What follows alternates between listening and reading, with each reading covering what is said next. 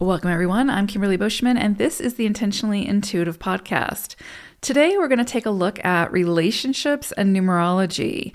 So I highly recommend listening to the intro so that you understand sort of what to listen for and why. So what we're going to be looking at is based on our own personal numerology, what we tend to look for in a partner. Now, this can be for a romantic partner. This can be for friendships, who we surround ourselves with. But this is not about compatibility, okay? Compatibility, when we look at compatibility in numerology, that's very different than what we're looking at today. In compatibility, we're looking at the numerology of each individual and how they sort of interplay, how those energies interplay, and how to open the lines of communication and how to work with one another, and where there might need to be some extra effort put into that connection to make it work, right? Based on, again, the vibrations of the numbers. But in compatibility, we look at the numerology of each individual. And I do actually offer in-depth compatibility reports and readings on my website.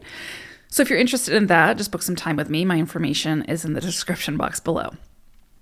But today, we're actually going to be looking at our own unique numerology and what that says about sort of who we attract, what we look for in another partner or another person, right? Again, it can be any kind of relationship. Now, one thing that I will say is this energy that we look for is based on our life path number and our birthday number. And I've got the calculations down below in the description box for how to calculate for both your life path number and your birthday number. And I recommend listening for both because both interplay and play a part in, again, who we or what we look for as far as characteristics in another person, in another relationship. Now, this is what we subconsciously and consciously look for in a partner based on our own personal numerology. So what I mean by that is, obviously, when we're consciously aware of what we're looking for, it makes sense, right? There's active traits that we are seeking out in another person. But when we subconsciously do that, that's more the soul saying, this is a connection, or these are experiences that we need to have to learn something from this individual, to learn something from this soul contract. And so we can subconsciously seek out sort of the lower vibrations of the energy to teach us something. And so in this reading today, I'm going to talk about the higher and the lower vibrations of the numbers in a way that will sort of explain what we can learn from both sides of it, right? The higher expression is what we want to sort of incorporate into our own journey, right? Because again, this is the life path number and the birthday number. But for the life path number, we often will seek out an individual who has those traits or those characteristics to teach us how to step into that energy. Because remember, the life path number is what we want to step into in this lifetime. And the lower vibrations of those numbers holds wisdom, right? It has something for us to learn and to overcome and to see, what we don't want to be or what we don't want to attract, right? It's what helps us to really see through another perspective the lower vibration of, let's say, the life path number, so that we can recognize it within ourselves. So essentially, the other person becomes a mirror for us to see what it is, to see what that vibration looks like in the lower octave as well as the higher octave. I want to reiterate that it's not necessarily that the other person has this number as their life path or another prominent placement. So let's say that your life path number is 4. You might be seeking out, consciously or subconsciously, the vibration of the 4 in other people that you meet. But that doesn't mean that they have those numbers in their placements, right? In their report. So again, this is not compatibility. This is strictly based on your own numerology. What I will say about why we look at the life path and the birthday number. So again, the life path number, and again, I recommend listening for both. The life path number is, again, what we are seeking out in another person to sort of teach us how to step into that vibration. So typically we would be looking for someone that has sort of mastered those characteristics, right? Those traits. And that can help us to step into that vibration, right? With the birthday number, this actually reminds us of who we are at our core, because the birthday number shows us what we've mastered in a past lifetime. It's the gifts that we already have innately that we brought forward in this lifetime. So when we seek out someone who has that vibration or has those characteristics, it reminds us of what we already have and can tap into. And so it sort of pushes us in that direction so that we can tap into those gifts, utilize them to help us to step into the life path number. And if we encounter someone who has the characteristics and traits of our birthday number and they're in the lower octave, it can remind us of how we don't want to use that energy in this lifetime, right? Again, essentially becoming a mirror and reminding us of, again, that we want to be in the higher octave of that energy. So there's a lot to kind of take in. So again, if you have any questions, just let me know and I'll be happy to address them as I can in the comment section.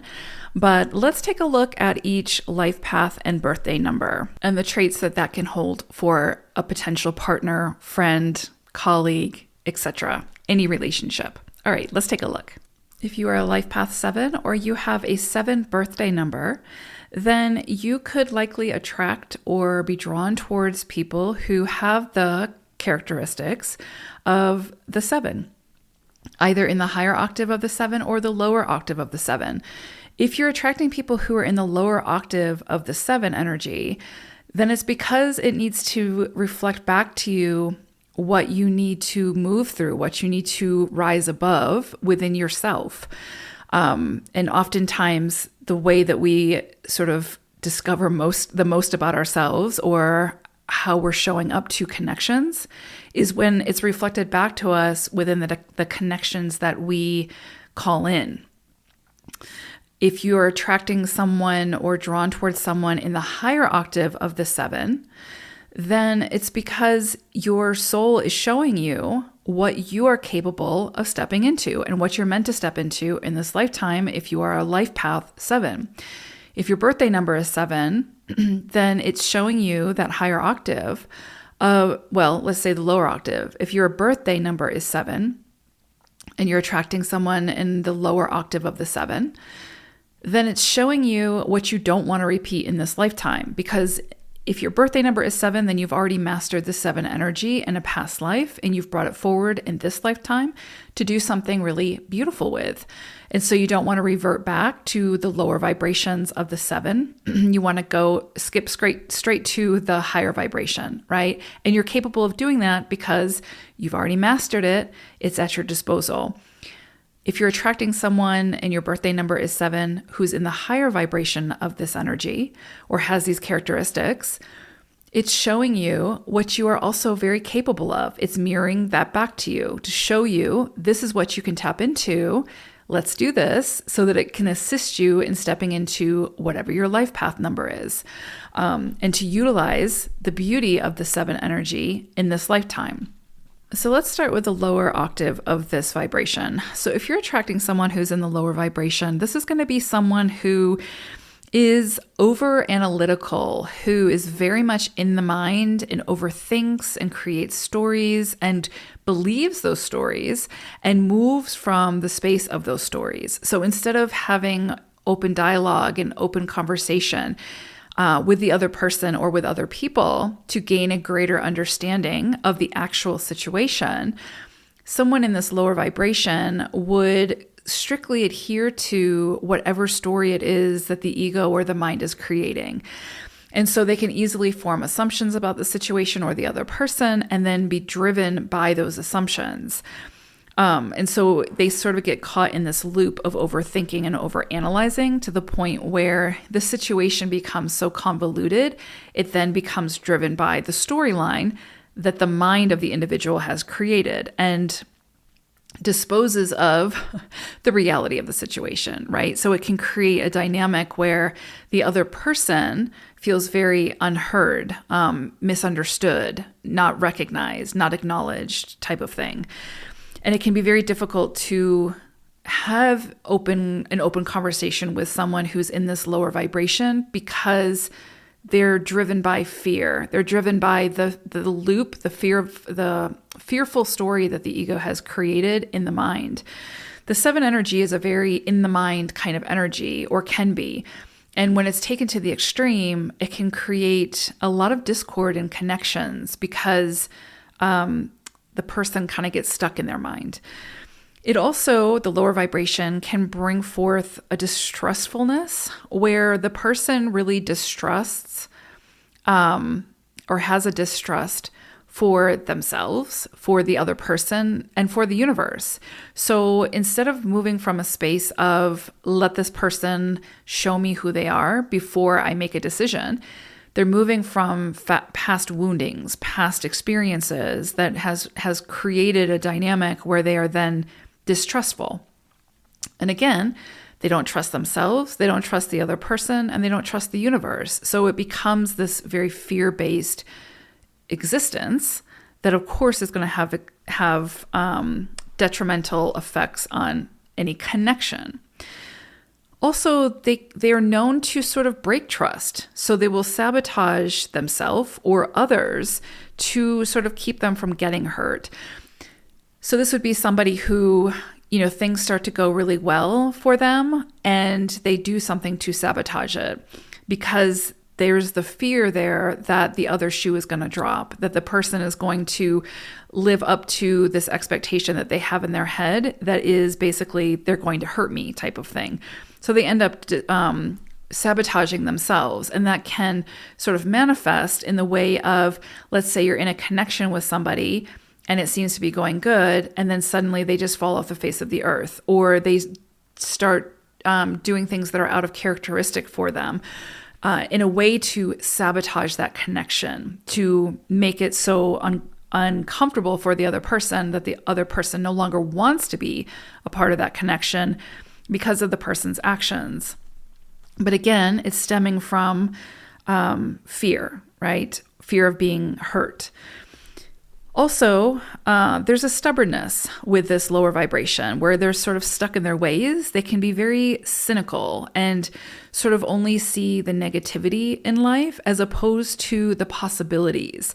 So again, it comes from this fear-based side of things where they're likely to be more cynical and very logic or knowledge-based, meaning I don't believe it until I see it, or prove it to me type of thing. There's not a lot of belief or understanding for the unseen, which is very much not aligned with 7 energy, because the 7 is meant to embody both sides of themselves, which also includes faith and trust in the unseen, in something bigger than self, that self is also a part of.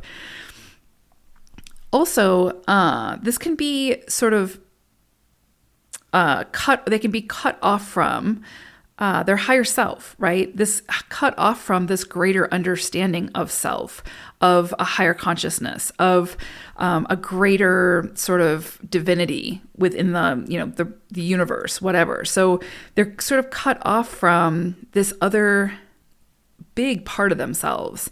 Again, where they're very practical, very stuck, very grounded, very rooted, and unable or unwilling to entertain the sort of unseen, right? The more spiritual side of things, the more mystical side of things. And so they become very highly skeptical. This is someone who would, they could see a spirit and they would, find a reason why it's not true. Because you can't prove it or whatever. And so they become highly skeptical and see things of the more mystical nature as fantasy or not not realistic or not possible, which again is very much outside of the 7 vibration, because the 7 vibration is meant to tap into that, the ethereal, the unseen, the spiritual, and bring that into the physical. So it can be a very rigid type of energy when it's in its lower vibration, where it's very cut off from the spiritual and very cut off from their heart center. This is someone, again, who would be, prove it to me, show me, and then I'll believe it. Seeing is believing type of thing, and not one to really follow their intuition or really follow the path of their heart. This is someone who would be very caught up in the mind, which isn't a bad thing, but when it's taken to an extreme, it can be detrimental to themselves and to their connections.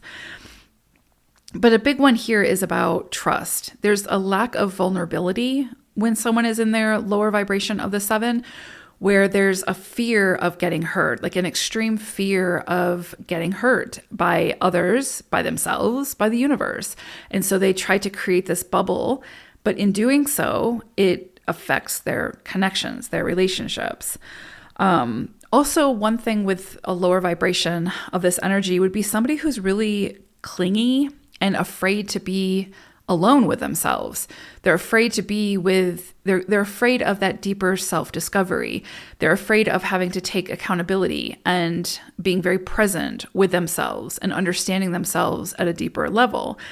And so it becomes this sort of dynamic where they become very codependent in their actions, right? Because they don't trust themselves and they don't trust the universe or they don't trust others, but they become codependent because they have this fear of being alone, being in solitude, being with self. Now, of course, the flip side of that is they could become someone who is a recluse or someone who is very secretive and very closed off, right? And that can also affect connections and relationships. Now, we've talked about the lower vibration of the 7 and what that can present and how that can show you what you don't want to step into or get stuck in as a life path 7.